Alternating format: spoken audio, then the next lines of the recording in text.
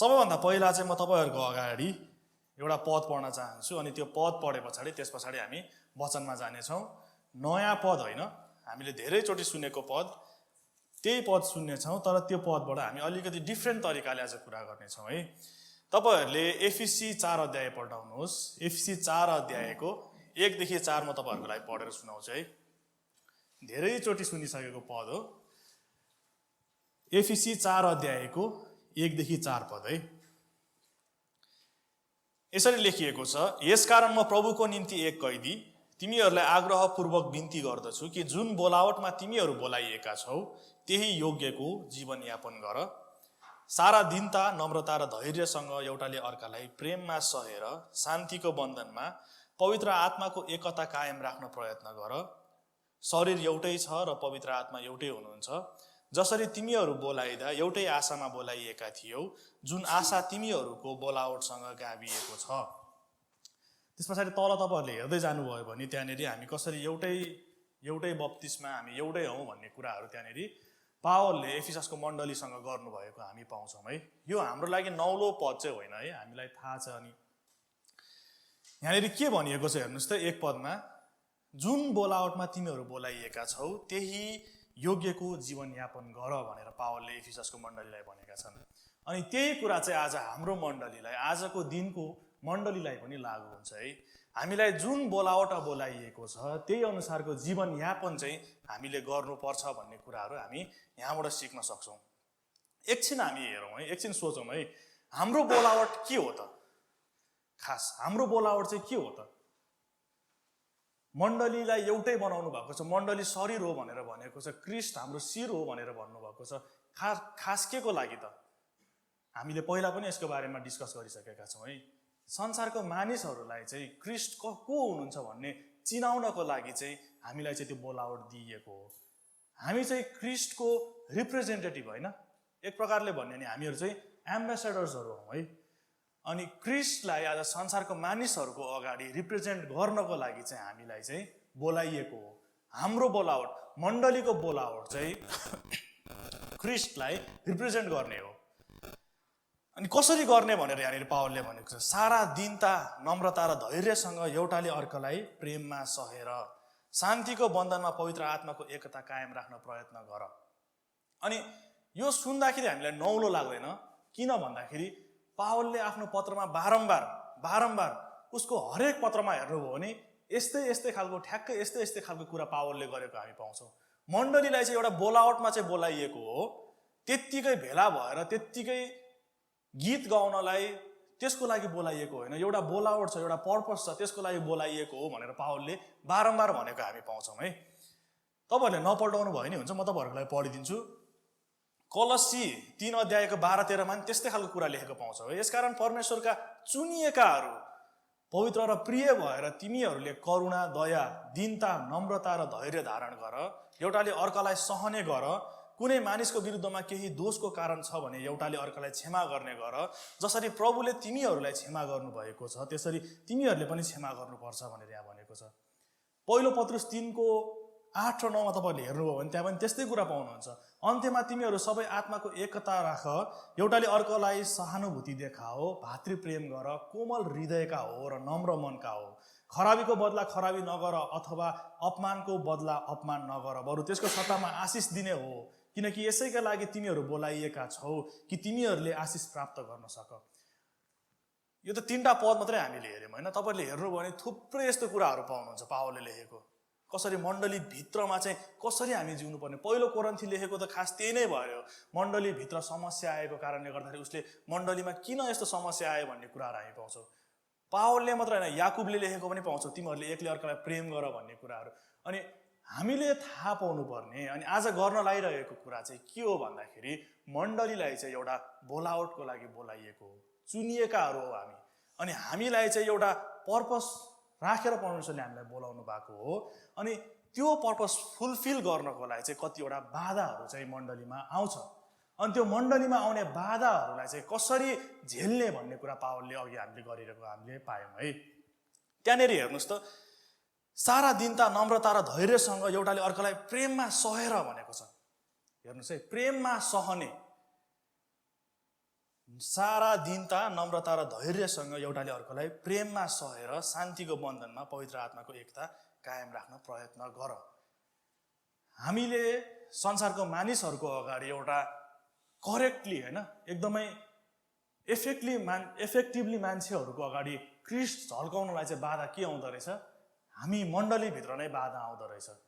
एउटाले अर्कालाई सहन नसक्ने नम्रता, दीनता, भातृ प्रेम हामीमा जब सेलायो भने चाहिँ त्यो बोलावटमा हामी इफेक्टिभ हुनलाई चाहिँ त्यो कुराले चाहिँ हामीलाई के गर्दो रहेछ? त्यो चाहिँ क्रिस्चियनहरूको लागि अथवा चर्चको लागि चाहिँ त्यो चाहिँ एउटा हर्डल बन्दो रहेछ।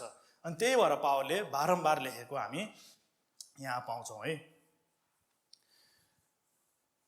गएको रिट्रिटमा है त हामी प्राय सबैजना थियौँ भने हामीले आफ्नै आफ्नै तरिकाले आशिष पायौँ होला, तर मैले चाहिँ अलिकति छुट्टै तरिकाले आशिष पाएँ होइन। अनि मैले चाहिँ त्यति बेलामा रिट्रिट जानुभन्दा अगाडि र रिट्रिट गए पछाडि चाहिँ मैले आफूलाई चाहिँ अलिकति वाइज पाएँ है। मैले जति पनि कुराहरू थाहा पाएँ त्यो कुराले चाहिँ मेरो आँखा खोलियो भनौँ न। हामी बसेर कुराहरू गरिरहेका थियौँ अनि त्यहाँनिर कतिवटा कुराहरू आयो अनि मैले के रियलाइज गरेँ भने जे कुराहरू चाहिँ मेरो कति कुराहरू चाहिँ मलाई एकदमै हो यही नै हो भन्ने लाग्छ नि, त्यो कुरा चाहिँ नहुँदो रहेछ। कसैको बारेमा एउटा धारणा लिएर हामी बस्छौँ अनि कसैको बारेमा हामीले पहिल्यै एउटा जज गरेर चाहिँ हामीले एउटा इमेज बनाउँछौँ। यो दाइ चाहिँ यस्तो, यो दिदी चाहिँ यस्तो भन्ने पहिल्यै हामीले दिमागमा लिन्छौँ।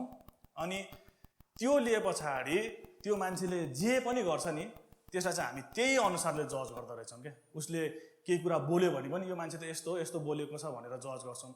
अनि मैले पनि त्यही गर्दो रहेछु भन्ने चाहिँ मैले थाहा पाएँ होइन। अनि त्यो चाहिँ गर्न नहुने रहेछ भन्ने कुरा मैले थाहा पाएँ। त्यो रिट्रिटको कुराहरूमा कतिवटा कुराहरू भइरहेको थियो। अनि पहिला जब म लिडरसिपमा आउनुभन्दा अगाडि चाहिँ हामीले कुरा गर्थ्यौँ होइन। अनि हामी कुरा गर्दाखेरि मैले यो वचन तपाईँहरूको अगाडि किन ल्याएको छु भन्दाखेरि यसमा सबैभन्दा ठुलो सबभन्दा धेरै गिल्टी चाहिँ सायद मै छु जस्तो लाग्छ क्या। अनि मैले सिकेको भएर चाहिँ यो वचन मैले लिएर आएको। अनि लिडरसिपमा हुनुभन्दा अगाडि चाहिँ हामी कतिचोटि कुरा गर्थ्यौँ, एसएनसीमा मात्रै होइन, म ज्ञानेश्वर मण्डलीमा हुँदाखेरि पनि क्वायरमा हुँदाखेरि कतिवटा कुराहरू हामी गर्थ्यौँ क्या, जुन चाहिँ गर्न मजा आउने तर यसो हेर्दाखेरि चाहिँ त्यो गलत रहेछ क्या। अनि हामी खालि लिडरसिपले यस्तो गरेन त्यस्तो गरेन अनि किन हो होइन। अनि शनिबार चर्चमा कसैले वचन दियो भने किन त्यसलाई वचनमा दिएको, यस्तो कुराहरू चाहिँ म धेरै गर्थेँ क्या। अनि त्यो गर्दाखेरि चाहिँ मजा पनि आउने हो कि खै के हो होइन। अनि धेरै गर्थेँ। अनि पछाडि जब म लिडरसिपमा गएँ अनि लिडरसिपमा गए पछाडि पनि त्यही कुरा। अनि लिडरहरूको बिचमा मान्छेहरूले यस्तो गरेन, हामीले यस्तो गरिरहेको छ तर पनि देखेन। अनि त्यहाँ पनि कुरा गर्ने, यति लामो मिटिङ हुने, धेरै कुराहरू हुने, मजा आउने कुरा गर्नलाई, तर लास्टमा गएर रिजल्ट चाहिँ केही पनि पोजिटिभ नहुने क्या। अनि पछि मैले के थाहा पाएँ भने दुवैतर्फबाट दुवैजनाले गर्न चाहिँ गरिरहेका छन्, तर हामीले चाहिँ एउटाले अर्कालाई हेर्ने बेलामा चाहिँ हामी चाहिँ अलिकति ग्रेसियस भएका छैनौँ। त्यो कृपा हुन्छ नि, अनुग्रह जुन कुरा गर्छौँ नि हामी, त्यो अनुग्रहको दृष्टिले चाहिँ हेर्न हामीले चुकिरहेका रहेछौँ भन्ने मैले थाहा पाएँ। जब म एज अ नर्मल मेम्बर थिएँ त्यति बेला मैले बुझ्न सकेको थिइनँ लिडर्सहरूले के गरिरहनु भएको थियो भनेर होइन। जब म त्यो पोजिसनमा गएँ त्यस पछाडि मैले थाहा पाएँ। अनि मलाई के लाग्थ्यो भने हामीले गरेको कुराहरू चाहिँ सबैजनाले अलिकति ग्रेसियसली हेर्दै हुन्थ्यो नि होइन, यत्रो गरेको छ, यत्रो टाइम निकालेर गरेको छ भन्ने पनि देखिदिए हुन्थ्यो नि भन्ने जस्तो लाग्थ्यो। हामीले चुकेको कारण चाहिँ, चुकेको ठाउँ चाहिँ एउटा चाहिँ, म चुकेको ठाउँ चाहिँ के रहेछ भन्दाखेरि ग्रेसियसली अरूलाई हेर्न नसक्नु है। अनि आज मण्डलीमा चाहिँ यो एउटा समस्या भएको रहेछ, एउटाले अर्कालाई अनुग्रहको दृष्टिले हेर्न नसक्ने। बाहिरको मान्छेहरूलाई अनुग्रह भनेको के हो भनेर सोध्यो भने उनीहरूले एन्सर दिन सक्छन् त, हामीलाई सक्दैनन् है। तर हामी चाहिँ दिन सक्छौँ अनुग्रह भनेको के हो भनेर। किन भन्दाखेरि हामीलाई अनुग्रहको बारेमा यति धेरै थाहा छ। हामी खास पापमा भएको मान्छेलाई क्रिस्ट कसरी आउनुभयो, अहिले अनुग्रहको बारेमा हामीले यहाँनिर स्पिच दिने हो भने हामी प्रत्येकले केही नभए पनि मिनिमम 20 मिनट स्पिच दिन सक्छौँ है। हामीलाई अनुग्रहको बारेमा त्यति धेरै थाहा छ, तर त्यो अनुग्रह थाहा हुँदाहुँदै पनि कतिचोटि त्यो कुरालाई चाहिँ हाम्रो व्यवहारमा ल्याउन चाहिँ हामी चुक्दो रहेछौँ। मण्डलीले चाहिँ अनुग्रहलाई, आफूले पाएको अनुग्रहलाई आफ्नो व्यवहारमा ल्याएर आफ्नो दाजुभाइ, आफ्नो दिदी बहिनीलाई त्यो अनुग्रहको दृष्टिले हेर्न चाहिँ हामी चुक्दो रहेछौँ है।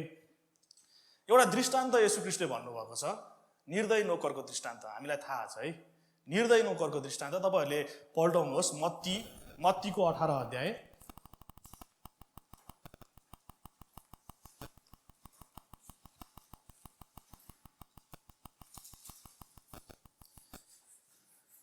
अध्यायको 21 देखि 35 सम्म तपाईँहरूले पढ्नुभयो भने त्यहाँ निर्दयी नोकरको दृष्टान्त पाउनुहुन्छ है। तपाईँहरूले बाइबलमा हेर्नु होला, म तपाईँहरूको लागि पढिदिनेछु है। अलि लामो छ तर पनि यहाँ यसरी लेखिएको छ, तब उहाँ कहाँ आएर पत्रुसले भने, प्रभु मेरो भाइले कतिपल्ट मेरो विरुद्धमा अपराध गरे, मैले त्यसलाई क्षमा गर्ने के 7 पल्टसम्म? यसुले तिनलाई भन्नुभयो, म तिमीलाई भन्दछु 7 पल्ट होइन तर 70 गुणा 7 पल्ट। यसै कारण स्वर्गको राज्य एउटा राजासँग तुलना गर्न सकिन्छ, जसले आफ्ना नोकरहरूसँग हिसाब लिने इच्छा गरे। जब तिनले हिसाब लिन लागे, 10,000 सुनका सिक्का ऋण लिने एकजना तिन कहाँ ल्याइयो। तर त्यस मानिसले तिर्न नसक्दा त्यसका मालिकले त्यसलाई र त्यसका पत्नी र छोराछोरी र त्यसका सबै थोक बेची ऋण चुकाउने हुकुम दिए। तब त्यस नोकरले घुँडा टेकी तिनका पाउमा परेर भन्न लाग्यो, मालिक ममाथि धैर्य गर्नुहोस्, म तपाईँको सबै ऋण चुकाउने छु। तब त्यस नोकरका मालिकले टिठ्याएर त्यसलाई छोडिदिए र त्यसको ऋण माफी गरिदिए। तर त्यस नोकरले निस्केर जाँदा आफ्नो सँगै नोकरमध्ये एकजनालाई भेट्यो, जो त्यसको 100 चाँदीका सिक्काको ऋणी थियो। उसलाई घोक्रोमा पक्रेर त्यसले भन्यो, तेरो ऋण तिरिहाल। तर त्यसको सँगै नोकरले घोप्टो परेर त्यसलाई बिन्ती गर्यो, म माथि धैर्य गर, म तिमीलाई सबै तिरिदिनेछु। तर त्यो मानेन र गएर ऋण नतिरुन्जेलसम्म उसलाई झ्यालखानमा हालिदियो। त्यसका सँगै नोकरहरूले यो सब देखे र तिनीहरू अति दुखित भए। तिनीहरूले गएर यी सब घटना आफ्ना मालिकलाई बताइदिए। तब मालिकले त्यस नोकरलाई आफू कहाँ बोलाएर भने, ए दुष्ट नोकर, तैँले मसँग बिन्ती गरिस् र मैले तँलाई तेरो ऋण माफी गरिदिए। मैले तँमाथि दया गरे चाहिँ तैँले पनि तेरो सँगी नोकरमाथि दया गर्नुपर्ने थिएन। तब त्यसका मालिकले क्रुद्ध भएर त्यसलाई सबै ऋण नतिरुन्जेल दण्ड दिनेहरूका हातमा सुम्पिदिए। तिमीहरूले आफ्नो भाइलाई आफ्नो हृदयदेखि क्षमा गरेनौ भने स्वर्गमा हुनुहुने मेरा पिताले पनि तिमीहरूसँग त्यसै गर्नुहुनेछ। यहाँ हामीले के पाउँछौँ त भन्दाखेरि क्षमा नदिएको होइन। अनि राजाले चाहिँ आफ्नो हिसाब लिँदाखेरि त्यहाँनिर त्यो नोकरले चाहिँ कति तिर्नुपर्ने थियो? 10,000 सुनका सिक्का भनेको छ है। 10,000 सुनको सिक्का ऋण लिएको थियो, तर त्यो चाहिँ उसले तिरेन। अनि राजाले के भन्यो, अब तँलाई चाहिँ म झ्यालखानमा हाल्छु, अनि तेरो बच्चा पत्नीहरू सबैलाई दासत्वमा लगाएर हुन्छ कि कसरी हुन्छ, दास बनाएर हुन्छ कि तैँले चाहिँ त्यो मलाई तिर भन्छ। तर उसले के भन्छ, म माथि धैर्य गर्नुहोस्, म त्यो सबै तपाईँलाई तिरिदिन्छु भनेर भन्छ। अनि 1800 होइन, आज अहिले कति हो, 2000 होइन, 2022 भइसक्यो होइन। अनि यो चाहिँ 1800मा चाहिँ कसैले भन्नुभएको रहेछ, बाइबल विद्वानले चाहिँ 1800को कुरा है। अनि 10,000 सुनको सिक्का चाहिँ 1800मा चाहिँ त्यसको भ्यालुएसन चाहिँ 15.8 मिलियन हुन्थ्यो भनेर भन्नुभएको रहेछ। अब 1800मा अहिले त झन् बढ्यो होला है। उसले चाहिँ 15.8 मिलियन त्यति बेलाको समयको भ्यालु अनुसारको ऋण लिएको रहेछ। हेर्ने हो भने त 15.8 मिलियन त अहिले पनि हामीले चुकाउन सक्दैनौँ नि होइन। त्यो भन्न खोजेको चाहिँ के हो भन्दाखेरि यत्रो ऋण लिएको जुन चाहिँ चुकाउनै नसक्ने। अनि पछाडि उसको सँगी नोकरले चाहिँ कति लिएको छ भनेको छ, 100 चाँदीको सिक्का भनेको छ। अनि त्यति बेला भ्यालुएसन गर्दाखेरि चाहिँ त्यो चाहिँ लगभग $15 हुन आउँथ्यो अरे है। अनि हेर्नुहोस् त त्यहाँ उसले 15.8 मिलियन अथवा 15 मिलियन ऋण लिएको उसलाई चाहिँ माफी गरिदिएको, तर उसले चाहिँ $15 छोड्न नसकेको। त्यो भएर उसलाई चाहिँ पछि के गरेको छ, सजाय दिएको छ मालिकले होइन। मैले भन्न खोजेको चाहिँ क्षमा दिने कुरा भन्दा पनि अनुग्रहको कुरा मैले गर्न खोजेको। हामीले कत्रो अनुग्रह पाएका छौँ होइन। म झन् यसरी तपाईँहरूको अगाडि आएर बोल्न पाएको छु, म यो बोल्ने लायकको त होइन। हामी कोही पनि यसरी परमेश्वरको अगाडि आउने लायकको हामी होइनौँ नि होइन। हामी जे पनि गरिरहेका छौँ, जुन पनि ठाउँमा छौँ, त्यो लायकको त हामी एक पनि छैनौँ। प्रमिससँग मैले फोनमा अस्ति नै कुरा गर्दाखेरि उहाँले भन्दै हुनुहुन्थ्यो क्या, मान्छेलाई हेर्ने हो भने हामी यति गिरेका छौँ, हामी यति घटिया छौँ, त्यसको कुरै नगरौँ। त्यो रियलाइज हामीलाई छ कि छैन होइन। हामी साँच्चीकै यस्तो गिरेका छौँ, तर पनि त्यो गिर्दा गिर्दै पनि परमेश्वरले हामीलाई प्रेम गर्नुभयो, उहाँले अनुग्रह देखाउनु भयो। अनि त्यो अनुग्रहको बारेमा हामीलाई थाहा छ। तर त्यत्रो अनुग्रह हामी जब पाउँछौँ, हामी पाएका भए तापनि आफ्नो भाइलाई अनुग्रह देखाउने बेलामा चाहिँ हामी के गर्छौँ, चुक्छौँ। कोही शनिबार चर्च आएन, त्यो त्यस्तै हो, परमेश्वरलाई त्यसको मतलबै छैन, त्यसको मतलब छैन त्यसलाई परमेश्वरको। पैसा कमाउन चर्च गएको, पैसा कमाउनलाई चाहिँ चर्च छोडेको, उसको पछाडि के भइरहेको छ हामी कल्पना गर्दैनौँ, हामी सोच्नै सक्दैनौँ। के कारणले गर्दाखेरि आएन होला हामी बुझ्न चाहदैनौँ अथवा बुझ्दैनौँ। हामी के गर्छौँ, सिधै न्याय गरिहाल्छौँ। उसलाई के समस्या भयो होला त्यो बुझ्नुको सट्टा हामी सिधै आफ्नो फैसला सुनाउँछौँ। कसैलाई चर्चमा डिप्रेसन भयो भन्ने सुन्छौँ, त्यही हो, प्रार्थना सार्थना गर्नु छैन, बाइबल साइबल पढ्नु छैन, सङ्गति आउनु छैन, अनि डिप्रेसन भइहाल्छ नि। अनुग्रहले हेर्ने त्यो उनै छैन क्या हामीमा। के हामीले चाहिँ अनुग्रह पाएका छौँ, तर हामी कसैलाई हेर्दाखेरि चाहिँ हामी अनुग्रहको दृष्टिले चाहिँ हामी हेर्न चुकाउँछौँ। एक प्रकारले भन्ने हो भने अर्काको जुत्तामा उभिएर हेर्न चाहिँ हामीले बिर्सिएका छौँ। तर हामीले एज अ चर्च मण्डली भएर चाहिँ हामीले के गर्नुपर्ने रहेछ, हामीले चाहिँ आफ्नो भाइको जुत्तामा उभिएर हेर्नु चाहिँ एकदमै महत्त्वपूर्ण रहेछ। मैले अघि नै पढेकोमा हेर्नुहोस् है, पहिलो पत्रुस 3 अध्यायको 8 देखि 9 भनेको थिएँ, त्यसमा लेखेको छ है, तिमीहरू सबैमा आत्माको एकता राख, एउटाले अर्कोलाई सहानुभूति देखाओ। सहानुभूति देखाउनु भनेको चाहिँ के रहेछ भन्दाखेरि, सिम्पली भन्नुपर्दाखेरि अरूको जुत्तामा उभिएर हेर्न सिक।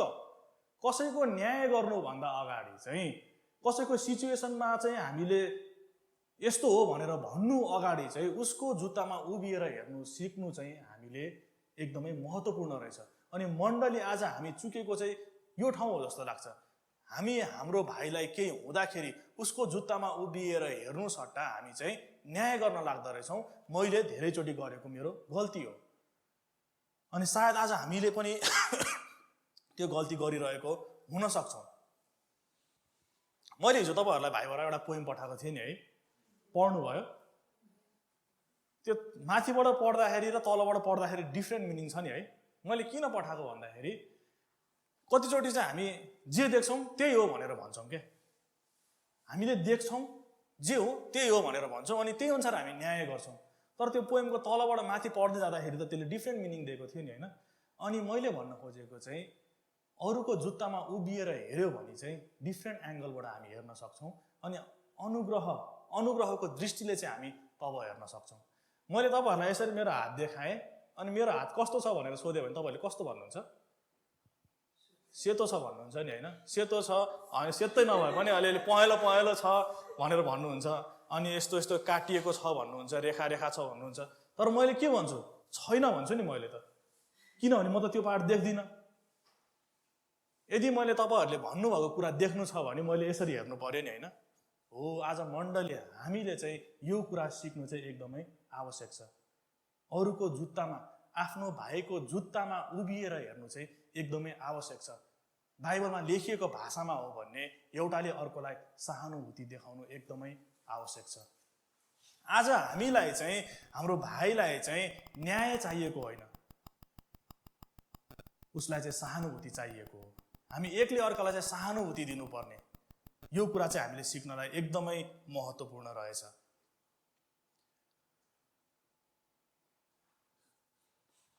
कतिचोटि हामी यसरी दोष लगाउँछौँ, यसरी हामी न्याय गर्छौँ, हामी चाहिँ फरिसीहरू जस्तो हुन्छौँ। फरिसीहरूले पनि अरूहरूको न्याय गरिहाल्थे नि होइन, तर उनीहरूको जीवन कसले हेरिदियोस् होइन, उनीहरूको न्याय चाहिँ कसले गरिदियोस्। तपाईँहरूलाई थाहा छ नि त्यो व्यभिचार गरिरहेको बेलामा एउटा स्त्रीलाई उनीहरूले पक्रेर लिएर आउँछ, अनि पछि येशू ख्रीष्टलाई सोध्छ, मोसाको ल होइन, मोसाले दिएको नियम अनुसार त जसलाई चाहिँ व्यभिचारमा पक्रिएको हुन्छ उसलाई के गर्नुपर्छ? ढुङ्गाले हानेर मार्नुपर्छ भनेर भन्छ होइन येशू ख्रीष्टलाई। अनि के गर्ने त, हामीले छोडिदिने कि उसलाई ढुङ्गा हान्ने त भन्दाखेरि येशू ख्रीष्टले के भन्नुहुन्छ? जसले पाप गरेको छैन उनीहरूले चाहिँ ढुङ्गाले हान भनेर भन्नुहुन्छ। अनि त्यसपछि कतिजनाले ढुङ्गाले हान्छ? 0 जनाले ढुङ्गाले हान्छ, कसैले पनि ढुङ्गाले हान्न सक्दैन। के देखाउन खोजेको भन्दाखेरि हामी कोही पनि सिद्ध छैनौँ। कसैको बारेमा न्याय गर्नको लागि हामी कसै पनि हामी त्यो लेभलमा हामी छैनौँ। हामी कतिचोटि ढुङ्गा उठाएर हान्न हामी पुग्छौँ, तर हामीले आफूले आफूलाई आफ्नो जीवनमा हेर्ने हो भने त्यो ढुङ्गा खानेको योग्य चाहिँ हामी पनि आफै पनि भइरहेको हुन्छौँ। मैले केही समय अगाडि, धेरै समय अगाडि, यो सबै कुराहरू मैले अहिले रिसेन्टली थाहा पाएको कुराहरू हो, मलाई थाहा थिएन पहिला। अनि सङ्गतिमा चाहिँ मैले मेरो प्रार्थनाको विषय भनेर मैले बाँडेको थिएँ होइन, प्रार्थनाको विषय अनि मेरो आशिष भनेर मैले बाँडेको थिएँ। तर त्यति सानो झुन्डमा मैले गरेको कुरा चाहिँ बङ्गाएर फैलिएछ। अनि अब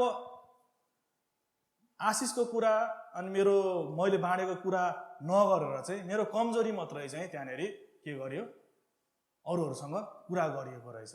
मैले भर्खरै मात्रै थाहा पाएको। अब त्यस्तो भए पछाडि म अब अरू तपाईँहरूको अगाडि मेरो कमजोरी, मेरो प्रार्थनाको विषय फेरि बाँड्छु होला त? अवश्य बाँड्दिनँ नि होइन। मैले त तपाईँहरू त नभनौँ, त्यति बेला जो हुनुहुन्थ्यो मैले त विश्वास गरेर बाँडेको थिएँ नि त होइन।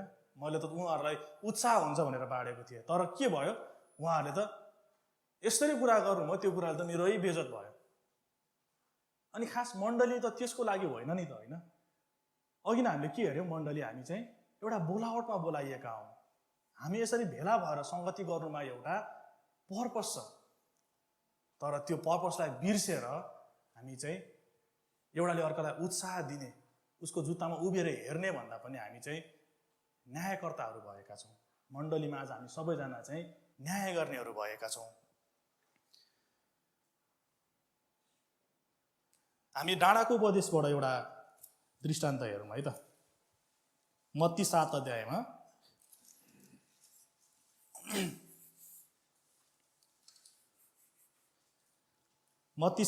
तपाईँहरूले पाउनुहुन्छ। म तपाईँहरूको लागि मत्ती 7 को 3 देखि 5 मात्रै पढेर सुनाउँछु है। यो 1 देखि 6 सम्मै छ, तर म 3, 4, 5 मात्रै पढ्छु है। किन तिमी आफ्नो भाइको आँखामा भएको धुलोको कण देख्दछौ तर तिम्रो आफ्नै आँखामा भएको मुडा चाहिँ थाहा पाउँदैनौ? अथवा तिम्रो आफ्नै आँखामा मुडा छ भने कसरी तिमी तिम्रो भाइलाई भन्न सक्छौ मलाई तिम्रो आँखाबाट धुलोको कण निकाल्न देऊ? ए ढोङ्गी, पहिले आफ्नै आँखाबाट मुडा निकाल, तब तिम्रो भाइको आँखाबाट धुलोको कण निकाल्नलाई तिमी सफासँग देख्न सक्नेछौ। नेपालीमा पनि उखान छ नि होइन, आफ्नो आङमा हिँडेको भैँसी नदेख्ने तर अरूको आङमा हिँडेको जुम्रा देख्ने। धेरैचोटि चाहिँ हाम्रो कल्चरै त्यस्तो भएको हो कि के हो मलाई थाहा छैन। त्यो गर्दाखेरि मजा आउने हो कि के हो, मजा आउँछ त्यो गर्दाखेरि। अब त्यो सायद शैतानको जुक्ति हुनसक्छ मण्डलीलाई फुटाउने। तर हामी आफ्नो आँखामा भएको मुडा नदेखेर हामी हाम्रो भाइको आँखामा लागेको कसिङ्गर निकाल्न चाहिँ हामी के गरिरहेका हुन्छौँ, हिँडिरहेका हुन्छौँ।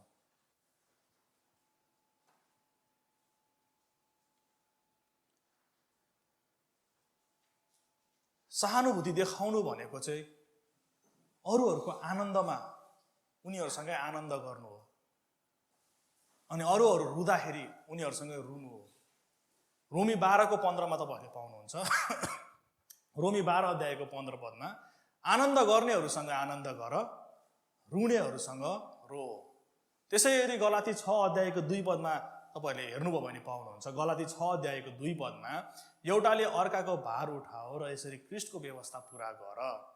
अनि हामीलाई बोलाइएको बोलावट चाहिँ के हो भन्दाखेरि हामीले चाहिँ एकले अर्कालाई सहने, प्रेममा सहेर, बरु उसको भार छ भने उठाइदिनु पर्ने। यदि आज हामी चुकिरहेका छौँ भने यो कुरालाई हामीले ध्यान दिनु पर्यो। हाम्रो भाइ लडिरहेको छ भने चाहिँ हामीले उठाउनु पर्यो।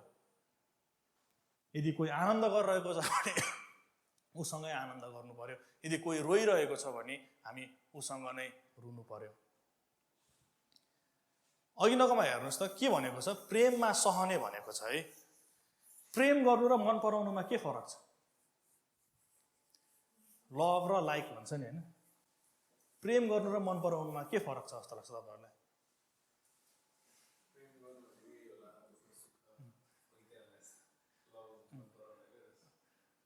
मन पराउने यदि तपाईँ कसैलाई प्रेम गर्नुहुन्छ भने कसरी भन्ने? यदि तपाईँ कसैलाई मन पराउनुहुन्छ भने प्रेम गर्नुहुन्छ। तर यदि तपाईँ कसैलाई प्रेम गर्नुहुन्छ भने सायद मन नपराउन पनि सक्नुहुन्छ। फरक बुझ्नुभयो? मन पराउनुहुन्छ भने तपाईँले अवश्य प्रेम गर्नुहुन्छ। तर यदि तपाईँ कसैलाई प्रेम गर्नुहुन्छ भने सायद मन नपराउन पनि सक्नुहुन्छ। तर त्यो चाहिँ सधैँ त्यही चाहिँ रहिरहँदैन, बिस्तारै ग्रेजुअली चेन्ज हुन्छ। अनि प्रेममा सहने भनेको चाहिँ त्यही नै हो। त्यो मान्छे म देखिसहन्न, त्यो बोलेकै देखिसन्न कतिचोटि हामीलाई हुन्छ नि होइन, भाइब नै नमिल्ने क्या, सुरुमै भेट्ने बित्तिकै यो मान्छेसँग चाहिँ टाढा बस्नुपर्छ भन्ने लाग्छ नि होइन। तर पनि के भनेको रहेछ बाइबलमा, जे भए पनि प्रेममा सहनु चाहिँ हामीले सिक्नुपर्ने रहेछ। पावललाई थाहा थियो रहेछ यो कुरा, त्यही भएर त उसले सहने भन्ने कुरा राख्यो नि होइन। सहनु भनेको कति गाह्रो चिज हो होइन। गर्मी घाम भयो र कहिलेकाहीँ म काम गर्दाखेरि गरी महिनामा एकदमै घाम हुन्छ, क्याबिन त्यो ट्रकको क्याबिन तात्तिएको हुन्छ, अनि काम गर्दाखेरि बाहिर निस्क्यो घामले पुरै पोल्दाखेरि रिङ्गटा लाग्छ। तर पनि अब के गर्नु पर्यो, मलाई रिङ्गटा लाग्यो घाम भयो भनेर म घर फर्किन मिलेन नि त, मेरो बाध्यता छ, मैले त्यो घाम के गर्नु पर्यो, सहनु पर्यो। हिजो अस्तिको दिन 1 मिनट पानी रोकेन, दिनभरि पानीमा भिजेर डेलिभरी गर्नु पर्यो। अब त्यो पानी पर्यो म घर फर्किन्छु भनेर पाएँ त पाएन, बाध्यता थियो, सहनु पर्यो। हो त्यस्तै हो, प्रेममा सहनु भनेको चाहिँ त्यही नै हो। मैले तपाईँहरूलाई गुलाबको फुल दिएँ नि होइन, यदि मैले त्यो फुलको टाउको काटेर तपाईँहरूलाई काँडा काँडा मात्रै त्यो डाँठ मात्रै दिएको भए तपाईँहरूले लिनुहुन्थ्यो त? लिनुहुन्थ्यो होला, तर फालिदिनुहुन्थ्यो। तर मैले त्यो गुलाबको फुलसँगै तपाईँहरूलाई दिएको छु, मलाई लाग्दैन तपाईँहरूले कसैले पनि यो चाहिँ लाएर फालिदिइहाल्नुहुन्छ जस्तो मलाई लाग्दैन है। त्यो फुलमा हेर्नुहोस् त के छ, काँडा पनि छ। अनि हामीले बुझ्नुपर्ने कुरा चाहिँ, हामी मण्डलीमा हामी जतिजना पनि छौँ, हामी गुलाबको फुल जस्तै हौँ के हो। हामीमा असल थोकहरू छन्, तर त्यो सँगसँगै हामीलाई पापले भ्रष्ट बनाएको कारणले गर्दाखेरि मन नलाग्ने, मन नपर्ने, छुन मन नलाग्ने, छुँदाखेरि घोच्ने काँडाहरू पनि हामीमा हुन्छ। तर त्यो फुलमा काँडा भयो भन्दैमा तपाईँहरूले फालिदिनुहुन्छ त? फाल्नुहुन्न नि होइन। बरु त्यसलाई होस गरेर त्यो काँडामा नसमातिकन त्यो फुलको ब्युटीलाई हेरेर तपाईँहरूले सजाएर राख्नुहुन्छ नि। हो, आज मण्डलीमा आज हामी पनि त्यही अनुसारले बस्नु पर्यो। सहानुभूति देखाउनु भनेको चाहिँ त्यही नै रहेछ। उसको खराबीलाई हेर्ने होइन, तर उसमा गुण पनि त हुन्छ, त्यो गुणहरू हेरेर उसलाई अँगाल्ने, प्रेममा सहने भन्ने कुरा चाहिँ यो रहेछ। अनि पावलले भनेको त्यही हो, एकतामा एउटै मनको भएर, क्रिस्टको जस्तो मनको भएर मण्डली बस्नु पर्यो। अनि एउटाले अर्कालाई त्यो गर्नको लागि चाहिँ के हुनुपर्ने रहेछ, एउटाले अर्कोलाई सहनु पर्ने रहेछ। शरीरको अङ्गहरू भनेर मण्डलीलाई भनिएको छ। क्रिस्ट शरीर हुन्छ, हामीहरू चाहिँ अङ्गहरू हौ। हात खुट्टा जस्तो हुँदैन, खुट्टा हात जस्तो हुँदैन, पेट ढाड जस्तो हुँदैन, ढाड पेट जस्तो हुँदैन, डिफ्रेन्ट हुन्छ। तर पनि हार्मोनीमा बस्नु त पर्यो नि होइन। हो त्यस्तै हामी सबैलाई डिफ्रेन्टली परमेश्वरले एबल बनाउनु भएको छ। अनि त्यो हुँदाखेरि चाहिँ हामीलाई कतिचोटि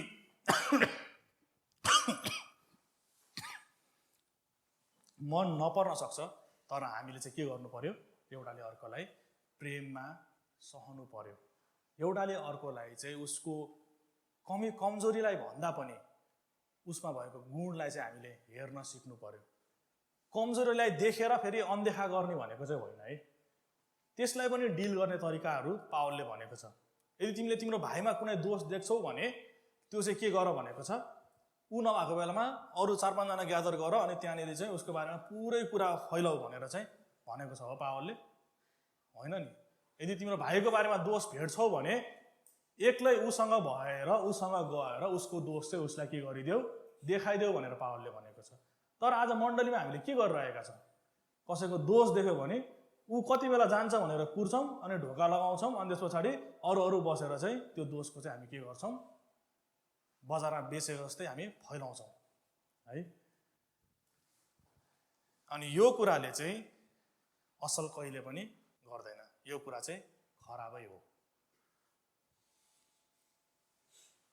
प्रेम कस्तो हुन्छ भनेर भनेको छ कोरन्थीमा, पहिलो कोरन्थी 13 अध्यायमा सुरुमै के भनेको छ, प्रेम कस्तो हुन्छ भनेर। प्रेम सहनशील हुन्छ। सुरुमा स्टार्ट गर्ने बेला त्यही भनेको छ है पावलले। प्रेम कस्तो हुन्छ उसले भन्न छ, त्यो प्रेम गर्दाखेरि पेटमा पुतली हुन्छ होइन, बटरफ्लाइज हुन्छ, अथवा प्रेम गर्दाखेरि खाना रुच्छ होइन, प्रेम गर्दाखेरि जे गरे पनि रिस उठ्दैन, त्यस्तो पावलले भन्न सक्नुहुन्थ्यो। तर उहाँले के भन्नुभएको छ, प्रेम चाहिँ सहनशील हुन्छ भनेर भन्नुभएको छ। त्यहाँ हेर्नुभयो भने सबै कुरा एकचोटि भनेको छ। त्यही पदमा फेरि 7 पदमा पहिलो कोरिन्थी 13:4 प्रेम सहनशील भनेर सुरु गरेको छ। 7 पदमा फेरि हेर्नुभयो भने प्रेमले सबै कुरा सहन्छ भनेर लेखेको छ। अनि आज हामीले सिक्नुपर्ने कुरा चाहिँ हामी मण्डलीमा भए पछाडि, हामी एक अर्कासँग जिउन थाले पछाडि, एउटाले अर्कोलाई चिन्न थाले पछाडि हामीले असल कुराहरू मात्र होइन तर खराब कुराहरू पनि हामी देख्न थाल्छौँ। त्यो खराब कुरा देख्यो भन्दैमा त्यो कुराले चाहिँ उसलाई ब्याकबाइट गर्ने, उसलाई चाहिँ पछाडिबाट छुरा हान्ने होइन, तर सहेर उसलाई चाहिँ आफूसँगै अगाडि बढाउने जिम्मेवारी चाहिँ हाम्रो हुँदो रहेछ। मण्डलीको लागि चाहिँ त्यसैको कारणले चाहिँ बोलावट, मण्डलीलाई त्यही कुरामा बोलाइएको हो। मैले पल वासरको वचन सुन्दै थिएँ, अनि उहाँले भन्दै हुनुहुन्थ्यो, उहाँ पेरुमा हुनुहुँदाखेरि चाहिँ, अनि त्यति बेलामा चाहिँ एउटा मरिन भन्छ नि होइन, म्यारिन भनेको अब आर्मी जस्तै, अनि उसले चाहिँ आफैले चाहिँ त्यो बन्दुक मिस्टेक गर्दाखेरि चाहिँ टाउकोमा गोली हानेर होइन उसले, अनि टाउकोमा गोली हाने पछाडि चाहिँ 3 दिनसम्म चाहिँ अनकन्सियस होइन, अनि ब्रेन डेड भएर चाहिँ 3 दिनसम्म चाहिँ उसलाई चाहिँ राखिएको थियो अरे हस्पिटलमा। अनि तर 3 दिन पछाडि चाहिँ त्यो लाइफ सपोर्टहरू सबै उयो गरेर पछाडि चाहिँ अब त्यो नहुने नै भयो पछाडि होइन, अनि त्यो मान्छे चाहिँ बित्यो अरे। अनि त्यो बित्नुभन्दा अगाडि चाहिँ पल वासर चाहिँ जानुभएको थियो अरे भेट्नलाई होइन। अब त्यो मान्छेलाई त केही पनि थाहा हुँदैन, ऊ त अब आधी मरि नै सकेको छ। अनि त्यति बेलामा चाहिँ त्यहाँनिर 2 जना उसँगैको मरिन हुन्छ नि, उसँगैको सिपाही चाहिँ उसको खाट छेउमा चाहिँ उभिरहेको थियो अरे। अनि उहाँले सोध्नुभयो अरे के को लागि तपाईँहरू यहाँ उभिरहनु भएको भन्दाखेरि चाहिँ, अनि उनीहरूले भने अरे नो मरिन डाइज अलोन भनेर भनेर के, कोही पनि सिपाही चाहिँ एक्लै चाहिँ मर्दैन, अनि ऊ मर्न लागेको बेला चाहिँ हामी चाहिँ उसको साथमा उभिएको हो भनेर उहाँले भन्नुभयो। अनि पछि बुझ्दै जाँदाखेरि उनीहरूको ट्रेनिङ नै त्यसरी नै गरिन्छ अरे क्या। पुलिसमा हामी हुँदाखेरि पुरै दौड लाउनु पर्थ्यो क्या, भन्नाले ट्रेनिङ गर्दाखेरि, पुलिस त भएन म होइन ट्रेनिङ गर्दाखेरि चाहिँ पुरै दौड लाउनु पर्थ्यो, अनि कसले जित्ने भन्ने मात्रै हुन्थ्यो, पछाडिको मान्छेलाई त हेर्ने चान्सै हुँदैन थियो, पछाडिको मान्छेलाई हेऱ्यो भने हारिन्थ्यो। तर उनीहरूको ट्रेनिङ चाहिँ यस्तो तरिकाले हुन्छ अरे, लास्ट भएको मान्छे जो छ नि त्यो नआउन्जेलसम्म फर्स्ट हुने मान्छे लाइन काट्न पाउँदैन अरे। भनेको उनीहरूमा एकता के, जो लास्ट छ उसलाई पनि आफू सँगसँगै लाने चाहिँ त्यसरी ट्रेनिङ गराउँछ अरे उनीहरूलाई। अनि यसो सुन्दाखेरि मण्डली पनि त्यस्तै हुनुपर्ने जस्तो त हामीलाई लाग्दैन? उहाँले भन्दै हुनुहुन्थ्यो मण्डली खास हुनुपर्ने, हामी बिब्लिकल मण्डली भन्छौँ होइन, बाइबल अनुसारको मण्डली भनेर भन्छौँ, खास बाइबल अनुसारको मण्डली चाहिँ त्यस्तो हुनुपर्ने हो। आनन्द गर्दाखेरि कोही पनि एक्लै नहोस्, रुँदाखेरि कोही पनि एक्लै नहोस्, भार उठाउँदाखेरि कोही पनि एक्लै भार नउठाओस्। मण्डलीलाई चाहिँ आज त्यही भएर परमेश्वरले बोलाउनु भएको हो। अनि यदि कोही लड्दैछ, कोही चुक्दैछ भने चाहिँ उसलाई उठाउने जिम्मेवारी चाहिँ कसको हो? हाम्रो हो रहेछ। हामीले हेरिरहेका थियौँ नि होइन, भजन सङ्ग्रह 23मा उहाँ चाहिँ मेरो लौरो अनि लट्ठी लौरो हुनुहुन्छ, अनि लौरो चाहिँ मण्डली पनि हो भनेर हामीले हेरिरहेका थियौँ। प्रेममा सहने कुरा, अनि आफ्नो भाइ लडेको छ भने उसलाई उठाउने कुरा, मण्डली भनेको चाहिँ त्यो रहेछ। बाइबल स्टडीमा हामीले हेरेका थियौँ नि है, याकुब र एसावको कथा थाहा छ है तपाईँहरूलाई, याद छ है? के हुन्छ, याकुब एसावसँग जब भेट्न जान्छ त्यति बेलामा एकदमै उत्साहित हुन्छ हो त, एकदमै उत्साहित भएर मेरो दाइलाई कहिले भेटौँ र भनेर भन्ने सोचेको हुन्छ त उसले, हुँदैन नि होइन।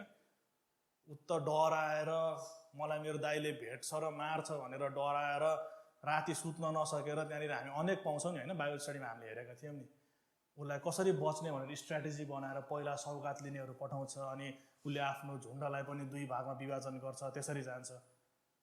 पछि एसावले भेट्दाखेरि के गर्यो भनेर भनेको छ, दौडेर मोही खायो, अनि उनीहरू 2 जना रोए भनेर भनेको छ। अनि त्यस्तो खालको कृपा चाहिँ आज परमेश्वरले हामीमा चाहनुहुन्छ, मण्डलीमा चाहनुहुन्छ। एसावको त सबै नै कुरा खोसिदिएको थियो नि होइन, याकुबले उसको ज्येष्ठ अधिकार नै खोसिदिएको थियो। त्यो खोज्दाखेरि त एसावसँग त पुरै राइट थियो नि होइन, याकुबसँग रिसाउने, उसलाई नष्ट पार्ने त उसँग पुरै राइट थियो, तर उसले त्यो गरेन। के गर्यो? उसले क्षमा दियो, कृपा देखायो, अनि भेट्ने बित्तिकै देख्ने बित्तिकै दौडेर गएर मोही खाएर रुए भनेर भनेको छ। अनि आज त्यस्तो कुराहरू चाहिँ हामीमा हुनुपर्ने। हामीलाई मान्छेहरूले कसरी क्रिस्चियन हो भनेर चिन्छन् भनेर भनेको छ बाइबलमा। हामी चाहिँ क्रिस्टका चेला हौ भन्ने कसरी थाहा पाइन्छ भनेर भनेको छ बाइबलमा? प्रेम गरेर है। प्रार्थना गऱ्यौ तिमीहरूले ठुलो ठुलो सरले मजाले एभ्री विक प्रार्थना गऱ्यो भने चाहिँ मान्छेहरूले तिमीहरूलाई चाहिँ मेरो चेला हो भनेर भन्ठान्ने छन् भनेर भनेको छैन। तिमीहरूले एकदमै वचन सुन्ने वचन प्रचार गर्ने भयो भने चाहिँ तिमीहरूलाई चाहिँ मेरो चेला हो भनेर भन्ठान्ने छन् भनेर भनेको छैन। तिमीहरूले एकले अर्कालाई प्रेम गर अनि त्यो प्रेमको कारणले गर्दाखेरि चाहिँ तिमीहरू मेरा चेलाहरू हौ भन्ने चाहिँ मान्छेहरूले देख्ने छन् भनेर बाइबलमा भनिएको छ। यूहन्नामा यदि यूहन्ना 13:35 त्यो पाउनुहुन्छ। यदि तिमीहरूले एक अर्कालाई प्रेम गर्यौ भने यसैबाट सबैले जान्नेछन् कि तिमीहरू मेरा चेलाहरू हौ।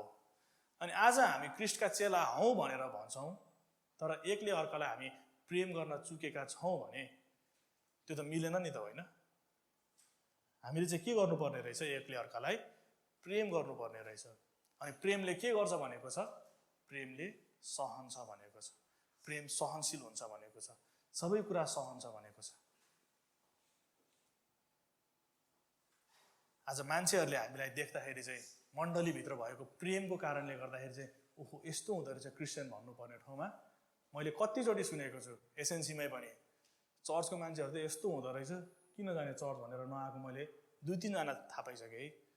अनि हामीले कस्तो खालको टेस्टिमोनी चाहिँ मान्छेहरूलाई दिइरहेका छौँ, होइन? खास त हामीलाई नुन र ज्योति हुनलाई बोलाइएको, तर हामी के गरिरहेका छौँ? उल्टो गरिरहेका छौँ।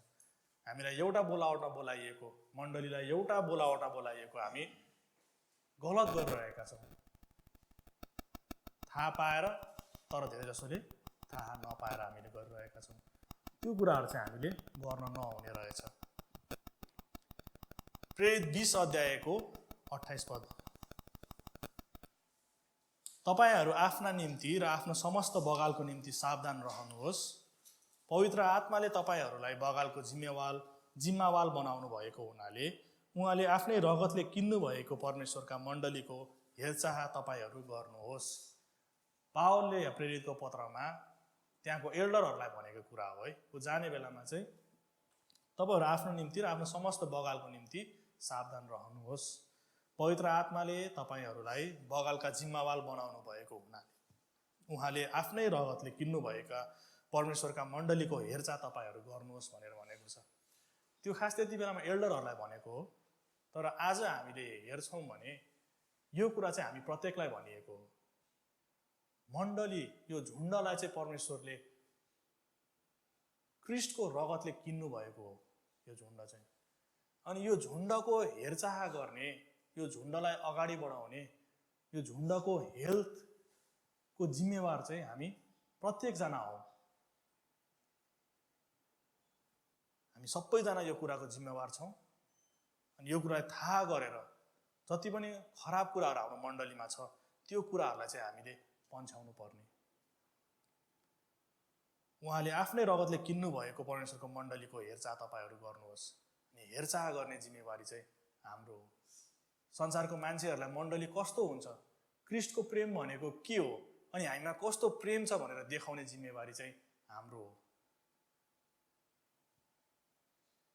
हामीले सबै कुरा सहनु पर्यो। हामीले अनुग्रह पाएका छौँ, त्यसैले हामीले अरूलाई अनुग्रहको दृष्टिले हेर्दछौँ। संसारको मानिसहरूलाई मात्रै होइन, आफ्नै भाइलाई पनि हामी अनुग्रहको दृष्टिले हेर्दछौँ। हामी हाम्रो भाइहरूको जुत्तामा उभिएर हेर्न हामी सिक्नेछौँ। आनन्द गर्नेहरूसँग आनन्द गर्नेछौँ, रुनेहरूसँग रुनेछौँ। हुन्छ, हामी प्रार्थना गर्नेछौँ अनि म मेरो वचनलाई सकाउनेछु।